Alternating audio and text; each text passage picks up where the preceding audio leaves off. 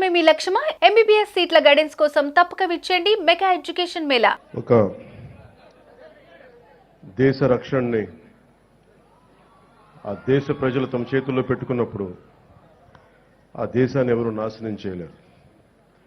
అదే దేశ రక్షణని కొద్దిమంది చేతుల్లో పెట్టి తాము చేతులు కట్టుకొని కూర్చుంటే మాత్రం ఆ దేశాన్ని ఎవరు రక్షించలేరని డానియల్ వెబ్స్టర్ చెప్పిన మాటలు ఈ సందర్భంగా మేము తెలియజేసుకున్నాం. భవతి భిక్షాందేహి అంటే శత్రువుకు కూడా అన్నం పెట్టే నేల. పాహిమాం రక్షమాం అంటే ఎదుటివాడి ప్రాణానికి తన ప్రాణాన్ని పణంగా పెట్టే నేల. తన దేశపు సరిహద్దులు దాటి పరాయి దేశం మీద దండయాత్రని చెయ్యని నేల.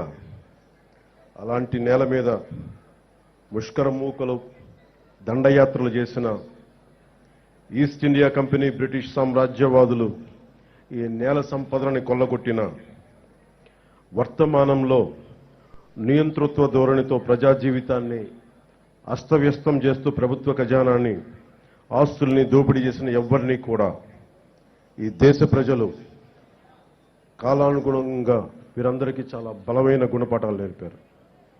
అలాంటి ధైర్య సాహసాలతో నిండి ఉన్న నా భారతదేశ ప్రజలకి, నా అన్నదమ్ములకి, నా అక్క చెల్లెళ్ళకి, పెద్దలకి, పిన్నలకి, మహిళలకి, మబ్బుల్లో పరిగెత్తే పిడుగుల్లాంటి యువతీ యువకులకి 78వ స్వాతంత్ర దినోత్సవ శుభాకాంక్షలు. ఈ వేడుకలకు విచ్చేసిన ప్రజాప్రతినిధులు, అధికార అనధికార ప్రముఖులు, జిల్లా ప్రజలందరికీ నా హృదయపూర్వక స్వాతంత్ర దినోత్సవ శుభాకాంక్షలు.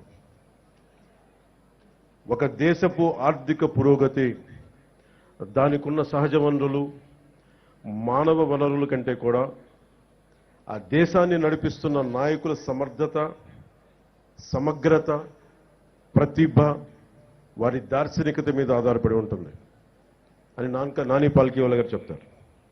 ఈ 78 ఏళ్ల కాలగమనంలో, అత్యంత కష్టకాలంలో విభజన కల్లోలాలని తట్టుకుంటూ దేశ సమగ్రతని కాపాడుకుంటూ డ్యాములు కట్టి కాలువలు తవ్వి హరిత విప్లవం కోసం రంగం సిద్ధం చేసిన పండిట్ జవహర్లాల్ నెహ్రూ గారు ఉన్నారు. జై జవాన్ జై కిసాన్ నినాదంతో దేశాన్ని ముందుకు నడిపించిన శ్రీ లాల్ బహదూర్ శాస్త్రి గారు ఉన్నారు. బంగ్లాదేశ్ ఆవిర్భావానికి శ్రీకారం చుట్టిన అపర దుర్గాదేవిగా పేరు తెచ్చుకుని అభివర్ణించబడే ఇందిరాగాంధీ గారు మీరు హిస్టరీ కాదు, మీరు జాగ్రఫీని సృష్టించారనే పేరు తెచ్చుకున్న ఇందిరాగాంధీ గారు ఉన్నారు. శ్రీమతి ఇందిరాగాంధీ గారు ఉన్న బంగారు నిల్వలు కూడా అమ్ముకోవాల్సిన దుస్థితిలో తన మేధా సంపత్తితోటి, విశిష్టమైన రాజకీయ అనుభవంతో ఆర్థిక సంస్కరణలు పట్టుకొచ్చి భారతదేశాన్ని తిరిగి ప్రపంచ పటంలో పెట్టిన గొప్ప వ్యక్తి, దార్శనికుడు పివి నరసింహారావు గారు ఉన్నారు. ప్రతి దశాబ్దానికి భారత భూభాగం మీద దండయాత్ర చేసే శత్రు దేశాలకి, వాటిని నడిపించే నాయకులకి వారి దేశ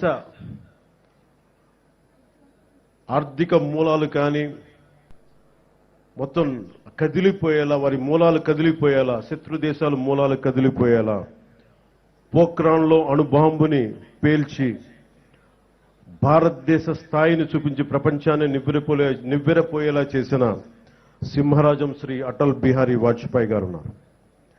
ఆ తర్వాత కాలంలో కశ్మీర్ నుండి కోయంబత్తూరు వరకు ఉగ్రవాదుల పేలుళ్ళు, గోకుల్ చాట్ పేలుళ్ళు, పార్లమెంట్ మీద దాడులు, ముంబై మహానగరాన్ని పట్టుమని 10 మంది ఉగ్రవాదులు దాడి చేస్తే తిరిగి అంతా దేశం అల్లకల్లోలం అయిపోయిన సమయంలో అసలు ఈ దేశం పోఖ్రాన్ అణుబాంబు పేల్చినా కూడా ఈ దౌర్భాగ్యమైన పరిస్థితి ఏంటి అని అనుకున్న సమయంలో పాత తరం నాయకుల్లా కాదు, మా దేశం మీద దాడి చేస్తే, మా వ్యవస్థల మీద దాడి చేస్తే మీ దేశంలోకి దూరి మరీ కొడతామని చెప్పి 3వసారి ప్రధానమంత్రిగా ప్రమాణ స్వీకారం చేసిన శ్రీ నరేంద్ర మోదీ గారు ఉన్నారు.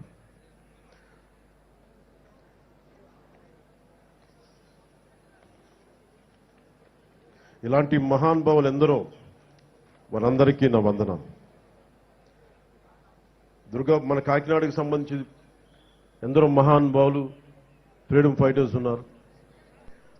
దుర్గాబాయి దేశ్ముఖ్, బులుసు సాంబమూర్తి గారు, అలాగే 53 రోజులు మనకి ఉపవాసం చేసి బలిదానమై రాష్ట్రాన్ని ఇచ్చిన పొట్టి శ్రీరాములు గారు ఉన్నారు. పేరు లేని ఊరు లేని ఎందరో ఫ్రీడమ్ ఫైటర్స్, స్వాతంత్ర సమరయోధులు వారి త్యాగాల్ని ఇది గుర్తు చేసుకునే సమయం. ఇదేదో ఆనందించే సమయం కాదు, చాక్లెట్లు పంచుకోవడానికి కాదు. ఇది ఎన్ని కోట్ల మంది త్యాగాలు చేశారు. ఒక 19 ఏళ్ల ఖుదీరామ్ బోస్, 23 ఏళ్ల భగత్ సింగ్, 13 ఏళ్ల రాణి గుయిడిని, వారందరికీ అంత చిన్న వయసులో చనిపోవడానికి ఏ అవసరం ఉంది? పుట్టబోయే తరాల వారి సానుభూతితోటి బాగుండాలని ఒకే ఒక కోరిక వారిని బలిదానాలు చేసేలా చేసింది. సుమన్ టీవీలో మీ పర్సనల్ అండ్ బిజినెస్ ప్రమోషన్స్ కోసం కింది నెంబర్కి కాంటాక్ట్ చేయండి.